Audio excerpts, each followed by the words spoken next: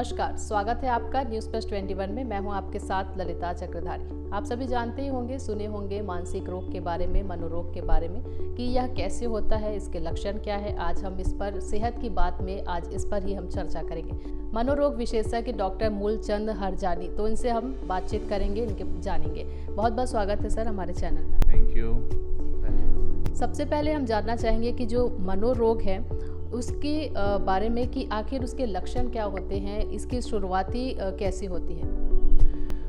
मनोरोग देखिए आज के समय में बहुत ही एक विस्तृत रूप ले चुका है और जैसे कि हम पहले एक समझते थे, आज से 10-20 साल पहले जो हाल एक शुगर या बीपी के रोगों का था, आज वो एक आम तरीके से समस्या मनोरोग की हो गई है। वो इसलिए क्योंकि हम अभी तक इसको पूरे तरीके से एक्सेप्ट नहीं कर पाए हैं। जब तक ये लोग या फिर ऐसा कहें कि मनोरोग होने के बाद मरीज़ हम तक पहुंच पाएँ, तब तक ये इस तरीके का रूप ले चुकी होती है कि इनको खुद को विश्वास नहीं होता कि हमें ये रोग है। और जैसे कि आपने पूछा कि इसका कारण या उत्पत्ति कैसे हुई, तो सीधा सरल से एक बात है, जब हम अपने दैनंदिन जीवन में किसी चीज़ से एडजस्ट नहीं हो पाते, चाहे वो विद्यार्थी अपने नए सेमेस्टर में शुरुआत कर रहा हो, चाहे स्कूल से कॉलेज में जा रहा हो, चाहे किसी ने नया जॉब प्रोफाइल दिया हो, या फिर एक सिंपल से समझ लीजिए कि आजकल सबसे ज़्यादा जो हो रहा है मैरिटल डिसकॉर्डेंसेस जिसको कहते हैं, यानी कि शादी ब्याह के बाद परेशानी, जो हम आमतौर पे हर घर में, हर समाज में देख रहे हैं, जिसके लोग हमारे पास हर रूप में आ रहे हैं। तो उनको मात्र काउंसलिंग रूप में हम लोग ठीक करने की कोशिश कर रहे हैं। और तनाव ये आजकल ऐसे हो गया है कि पहले लोगों को ये सब चीज़ें या ये शब्द भी पता नहीं था। और तनाव को आप सिर्फ एक सरल शब्द में बताऊं तो एडजस्ट न करने की क्षमता। अगर हम एडजस्ट कर लेते हैं तो शायद तनाव नाम का शब्द कम हो जाएगा। मनोरोग है वो किस तरह से फैलता है, ये कैसे अपनी जड़ों को मजबूत करता है? जी, ये बहुत ही इसका जो मैकेनिज़्म या फिर हम जिसको कह सकते हैं कि बढ़ने का जो कारण रहता है, जैसा आपका पूछने का मतलब है कि मनोरोग बढ़ने का जो एक समस्या है, वो जब तक मरीज़ को पता चलता है कि मेरे अंदर एक मनोरोग बढ़ रहा है, या फिर तनाव, डिप्रेशन, उन्माद, ये जब तक बढ़ रहा है तब तक मरीज़ ऑलरेडी उस स्टेज में पहुंच चुका होता है। और जैसे कि मैंने पहले भी बताया कि वो इस चीज़ को एक्सेप्ट नहीं करते हैं। उनके सबकॉन्शियस माइंड में अनावरण जो एक बुद्धि रहती है, वो इस बात को एक्सेप्ट नहीं करते कि मुझे चिड़चिड़ापन हो रहा है, मुझे अवसाद हो रहा है, मुझे बेचैनी हो रही है। बहुत कम ऐसे लोग हैं आजकल के जिनको भाई खुद से प्रगति करनी है, वही शायद हम तक डायरेक्टली खुद से पहुंच पाते हैं। और उसी के लिए हम बार बार किसी न किसी माध्यम से एक अवेयरनेस कैंप चलाने की कोशिश करते हैं कि लोग खुद से शुरुआती दिनों में ही भाई अपने मनोरोग तो उस समय में नहीं होता, लेकिन अपने मन की जो विचलित अवस्था है, चाहे किसी भी समय हो, हम अपने परिवार की जो महत्वाकांक्षाएं हैं पूरी नहीं कर पा रहे हैं, तो लोग उसको भी मनोरोग के रूप में ले लेते हैं, जबकि वो ऐसा नहीं होता है। तो इसलिए हम हर एक प्रकार से जो लोग हैं आजकल, उनकी क्षमताएं उनको बता के उसके प्रारूप से उनको हर चीज़ से अवेयर करवा के उनको आगे बढ़ने में हेल्प करते हैं, ताकि मनोरोग और ना बढ़े। इसीलिए अगर आपको कभी भी लगता है कि आपका व्यवहार पिछले 6 महीने से, साल भर से या 3 महीने से ज़्यादा रूप में अगर बदल गया है और ये आपको आपके क्लोज वंस बता रहे हैं, तो आप ज़रूर मनोरोग विशेषज्ञ से संपर्क करें, हमसे संपर्क करें और एक कम से कम गाइडेंस ज़रूर लीजिए, ताकि ये चीज़ें आपके पर्सनल लाइफ को अफेक्ट ना करें और आप एक सरल सुगम जीवन जी पाएँ। आपने बदलाव की बात कही कि जो हमारी रूटीन है उसमें बदलाव होती है। मनोरोग अगर हमें हो गई है लेकिन हमें पता ही नहीं चल पाता है कि ये हमें हुई है, कैसे डिफाइन करेंगे किसी चीज़ को? एक एग्जांपल के तौर पे बताएं। जी, जैसे कि मैंने 1-2 उदाहरण आपको बताए हैं कि भाई अगर विद्यार्थी है, अगर उसने 11th-12th के बाद अभी मेडिकल में एंट्री कर रहा है, इंजीनियरिंग में एंट्री कर रहा है, तो तो उसके लिए बहुत तेज़ी से सब कुछ वातावरण बाहर बदलता है। उसके लिए वहाँ एडजस्ट करना, या फिर अगर कोई नया जॉब प्रोफाइल ज्वाइन करता है तो उसके लिए वहाँ तेज़ी से एडजस्ट कर पाना थोड़ा सा मुश्किल रहता है। लेकिन अगर ये उसके बचपन की पर्सनैलिटी में है, व्यक्तिमत्व में है कि जहाँ भी जाएंगे उस हिसाब से ढल जाएंगे, तो उन्हें शायद इतना लंबा समय तक और ज़्यादा परेशानी नहीं होती है।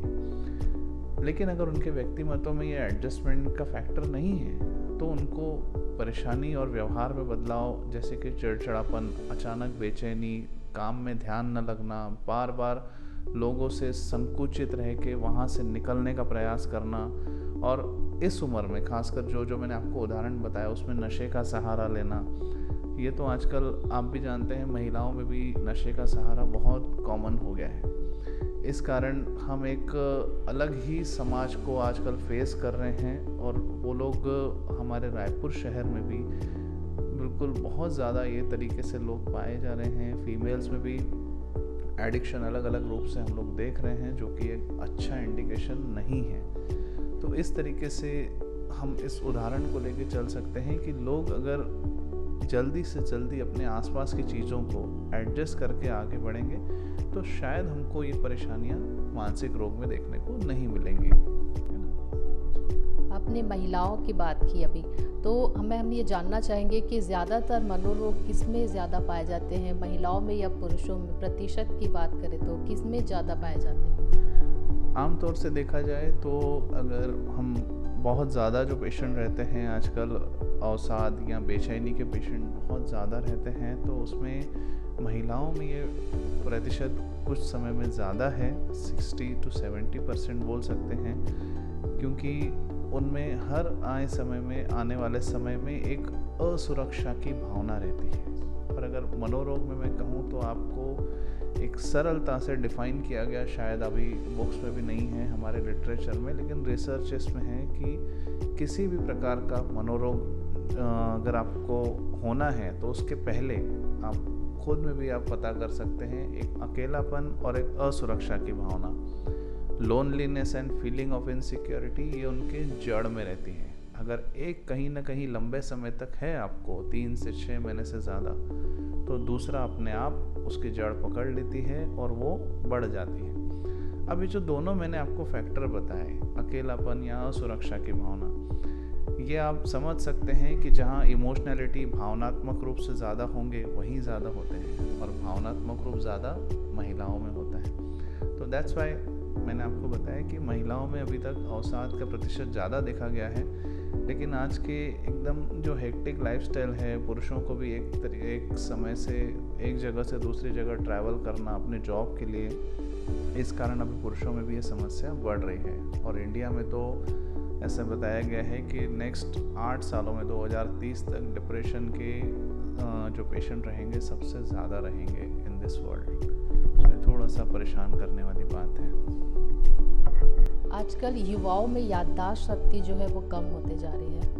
जिस याददाश्त के बारे में हम बात करते थे, बुज़ुर्गों के लिए ये शब्द यूज़ होते थे पहले के ज़माने, लेकिन आजकल युवाएं जो है वो भूलने की ज़्यादा क्षमता उनके में अब है नहीं, मतलब याद रखने की। तो इस पर क्या कहने?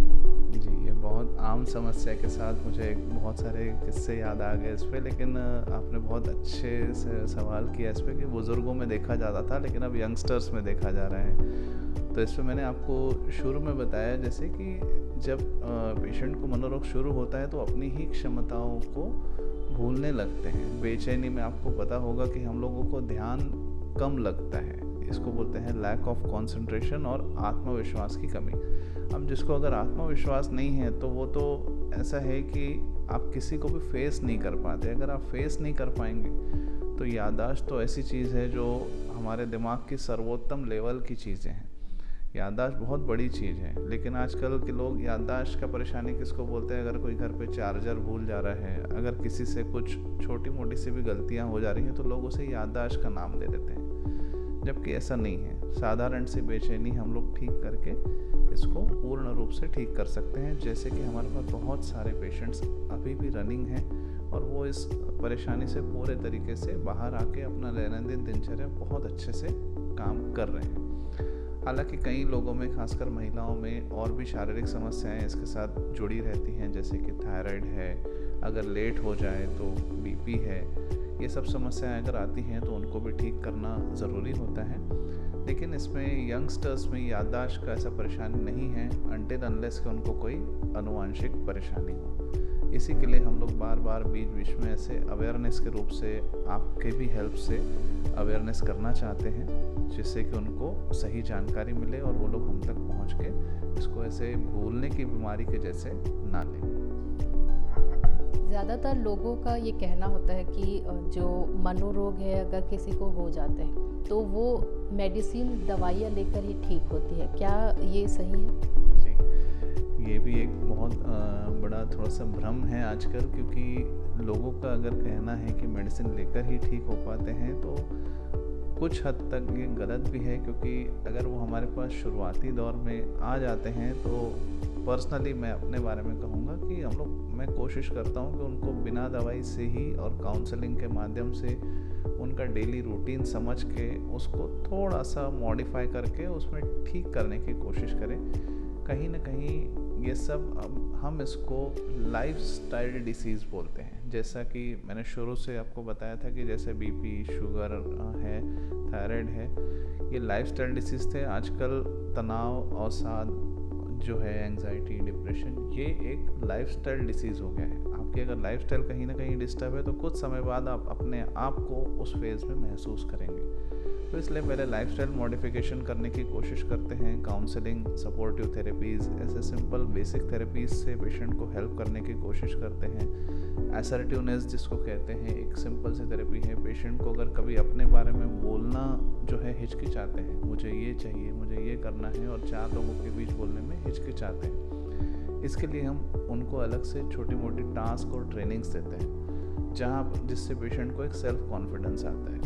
तो ये बहुत सारे छोटे मोटे टास्क से पेशेंट को एक अलग सा कॉन्फिडेंस गेन होता है और फिर वो अपने आप को एक अलग लेवल पे महसूस कर रहा है। तो हम लोग कोशिश यही कर रहे हैं कि फ़िलहाल बिना मेडिसिन से ये सब हो जाए। और एक आजकल बायोलॉजिकल थेरेपीज़ भी बहुत सारी आ गई हैं जिसमें मेडिसिन का काम ही नहीं पड़ता है। हमारे पास वो सब भी उपलब्ध हैं, बायो फीडबैक वगैरह। तो पेशेंट्स को उसके सहारे से भी ठीक करने की हम लोग कोशिश कर रहे हैं। So do not hesitate to come. अगर हम उपायों की बात करें तो मनोरोग या मानसिक रोग से किन उपायों से बचा जा सकता है? जी, इसमें बचाव एक बहुत अच्छा माध्यम है कि अपने डेली रूटीन को कभी भी इतना व्यस्त मत करिए कि आपको अपने लिए और अपने परिवार के लिए समय न मिले। क्योंकि अल्टीमेटली आप एक शेड्यूल फिक्स करिए। फॉर एग्ज़ाम्पल, सुबह 9 से रात के 9 आपके पूरे काम का समय है, लेकिन उससे पहले और उसके बाद टेक्नोलॉजी से और अपने काम के लोगों से थोड़ी दूरी बनाए रखिए और सीधे सरल रूप से उन लोगों से जुड़े रहिए जो आपके आसपास रहते हैं। आजकल हम लोग ये सभी जानते हैं, बुक्स में पढ़ते हैं, मैसेजेस में पढ़ते हैं, लेकिन आप पढ़ कहाँ रहे हैं? ये प्रिंटेड मीडिया, ये सोशल मीडिया, अब इनसे बाहर आके हम खुद देखें कि हमारे आसपास क्या चल रहा है। जब तक हर कोई आपको सजेस्ट करेगा कि मॉर्निंग वॉक पे जाइए, रात को खाने के बाद वॉक करिए, वगैरह वगैरह, बहुत सारे हैं, लेकिन पहले आप निकल के अपने आसपास के लोगों से जुड़िए, उनसे बात करिए, सिर्फ बिना वजह हाय हेलो करिए। किसी को भी अनजान लोगों को मिलके सिर्फ हाय करिए, चाहे वो आपको जाने या ना जाने। अगर आप किसी को 2 दिन लगातार देख लिए तो तीसरे दिन उसको हाय करिए। आपके खुद के मन में एक अलग बदलाव होगा जो आप फील करेंगे, उसके मन में होगा वो बात की बात। लेकिन आप कोशिश करके देखिए, आपको बहुत कुछ चेंज फील होगा, सिर्फ ना आपकी पर्सनल बल्कि प्रोफेशनल लाइफ में भी, आपके कार्यात्मक जीवन में भी आप बहुत बदलाव महसूस करेंगे। और शायद हो सकता है इसमें मेरा नुकसान हो, लेकिन आपको हम तक आने की भी ज़रूरत ना पड़े। सो ट्राई दिस थिंग्स, है ना। तो ये थे हमारे साथ मनोरोग विशेषज्ञ डॉक्टर मूलचंद हरजानी, जिन्होंने हमें बताया कि किस तरह से अगर आप मनोरोग के से ग्रसित हो गए हैं, तनावपूर्ण हैं, अगर आपको इसके ज़रा से भी लक्षण दिखते हैं तो तुरंत आप डॉक्टर से सलाह लेकर इन उपायों को कर सकते हैं और इस बड़ी गंभीर बीमारी से बच सकते हैं। फिलहाल सेहत की बात में आज के लिए बस इतना ही। फिर से हम आपके पास दोबारा लौटेंगे, एक नए रोग के बारे में हम बातचीत करेंगे कि उनसे कैसे इसके उपाय हम निकालें और किस तरह से सावधानी बरतें। तो तब तक के लिए आप देखते रहिए news plus 21। Cameraman Navez Ahmed Khan के साथ ललिता चक्रधारी, न्यूज़ प्लस 21, आपके हक की बात।